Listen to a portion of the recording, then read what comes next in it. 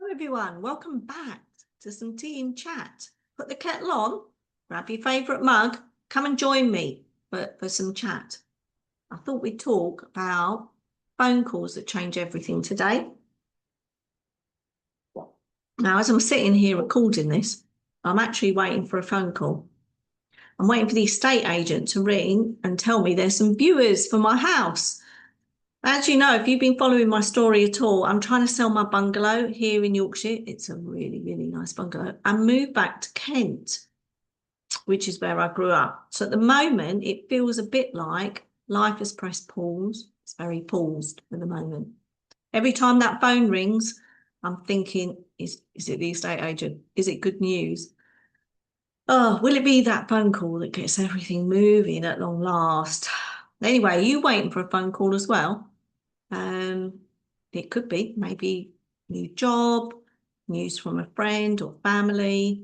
Perhaps you're waiting for a phone call, say you've won the lottery. I think we'd all like that one, wouldn't we? Oh, but if you're waiting for a phone call, let me know in the comments. I'd genuinely love to hear what's going on in your world.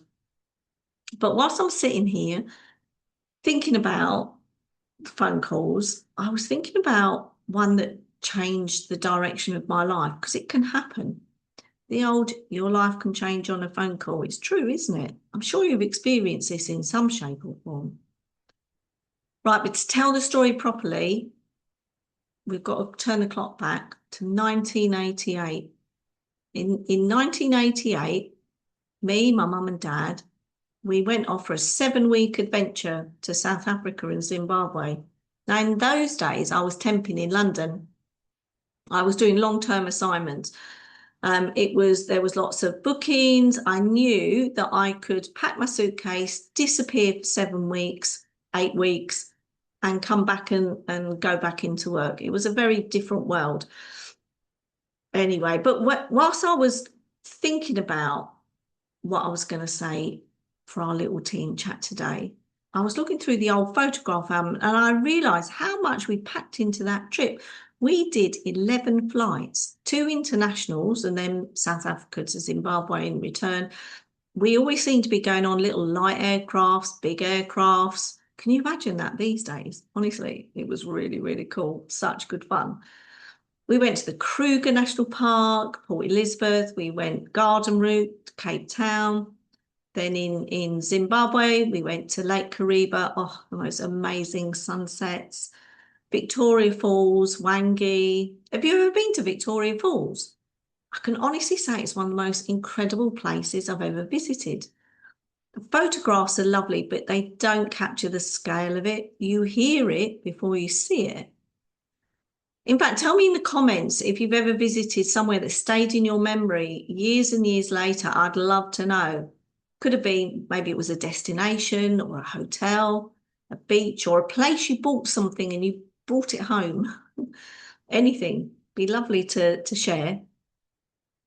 Anyway, back to Zimbabwe and the Wangi Safari Lodge. We were staying in a tree house. Imagine that, a tree house. It was so cool. But do you know what I actually remember from it? Was that there was a flush toilet in the middle of nowhere. I was so impressed. And it was in like a little rondavel hut. And at night time, it was lit by a candle. Oh, you know, lodges and camps nowadays, a lot of them are in the complete luxury category. But back then, luxury was a flush toilet in the middle of nowhere. Anyway, let's slow down a little bit, keep the tea flowing, because I want to just tell you a little bit about my very first safari. Picture this, right? The sun was beginning to rise. We'd gone out on our safari vehicle, and this was the first safari vehicle I'd actually been in. I'd been in a coach into Kruger actually, but this was like the first safari vehicle properly, and the sun was rising. We'd gone out just before, had tea and muffins, gone out like just before the sun came up. There was a lot of dry grass. I remember that, about 2 foot tall. And I remember we turned a corner, and as we turned the corner, the sun was rising in the background, and these lions were walking towards us, literally silhouetted by this golden light. Gosh, I didn't want to blink. I did grab my camera.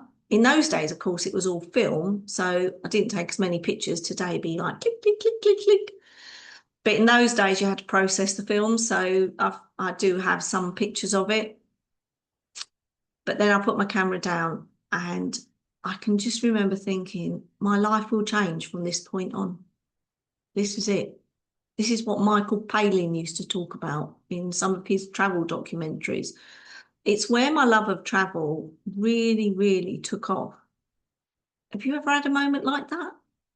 Something stopped you in your tracks in a good way, of course. Do tell, it can't just be me this has happened to. But funnily enough, it wasn't the lions that completely changed my life. It was something else, because whilst we were in Johannesburg, we went to visit my sister's friend, Sula, and her husband, Stefan. Stefan had his own business. He was a consultant. He specialised in business engineering, which sounds impressive, but in reality, what it meant was he helped businesses streamline their processes, something that became very, very fashionable in the coming decades. How can we do it smarter, quicker, etc.? The world's still doing it. So anyway, spent time, we were chatting like you do. At some point in the conversation, I remember saying something like, if you ever get an opportunity for me to come out and work for you, give me a call. And to be honest, I wasn't expecting anything to come of it. I mean, have you ever said anything like that? One of those throwaway comments that you never think about again. Anyway, the holiday came to an end. We flew home. Life returned to normal. Temping in London, back to the old grind, back to the daily commute. Every morning, I would catch the 7:52 train from Sidcup to London. I'd stand at the same place on the platform, which of course became my spot. And it was just where the door opened. I knew it exactly.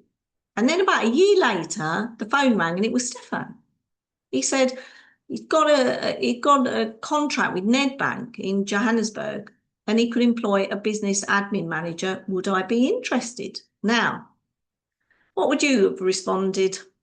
Some people might have thought, let me think about this, and then written down some pros and cons, or maybe you've said, no, not me, or no. Anyway, I just said, yes. Yes. Looking back, I suppose it was kind of brave, but life had become too routine. Friends had gotten married, didn't want to come out and play anymore. So I was a bit on my own. The idea just was, well, it was an adventure, wasn't it? And I'm prone to wanting an adventure. Always was, still am. Oh gosh, do you know, I remember there was visas to arrange, paperwork to complete, all sorts of things to sort out before I could go, because I immigrated, lock, stock and barrel. I was going for it. And I remember standing on the platform at Sidcup one morning thinking, if this doesn't work out, I can always come back. And the same people will be standing at the same place on the platform waiting for the 7:52 from Sidcup to London. And 18 months later, I did come back and they were. But I wasn't the same person anymore. In those 18 months, I bought a flat in Rosebank on the northern side of Johannesburg. I bought and sold it. I bought a car. I'd figured out how to drive into the centre in Johannesburg down Eloff Street. I'd met great neighbours in the flats where I lived and realised that I was the only crazy person who insisted on putting wallpaper up. It was deemed to be very British, and to be honest, they just laughed at me. Went to calligraphy classes out there, t-shirt making classes, met great friends at the laundrette. I played Phil Collins's album Serious Hits Live as I drove through all sorts of amazing places.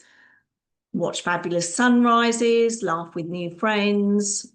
I grew up a decade in those 18 months. There were lows as well as highs. There was, but was it worth it? Yes. And it all happened from one phone call. That's why I think some phone calls are important, not because of the call itself, but because they open a door that we never knew existed. And when we choose to walk through that door, life can take us somewhere completely different. And now I'm here all these years later, sitting with another cup of tea, waiting for another phone call from the estate agent. Because once the buyer steps forward for this rather wonderful bungalow, I'll be off on my next adventure. Don't you think sometimes we spend too much time worrying about what could go wrong, and then we get excited about what might happen? So I don't know, perhaps there's a little lesson in there somewhere about it. Sometimes life offers a decision, puts it at a crossroads, could be disguised as a holiday, conversation, but the trick is having the courage to go for it. Anyway, that's my story. Put the kettle on, leave me a comment below. I'd love to hear your stories. And if you'd like to join me for more teen chats, I'll be here on Wednesdays and Sundays. So don't forget to do what YouTubers always seem to say, like and subscribe to the channel. Then they send you notifications so you don't have to keep remembering. So anyway, but I'll see you next time for another teen chat. And remember, as my mum would always say, you only live once. Bye for now.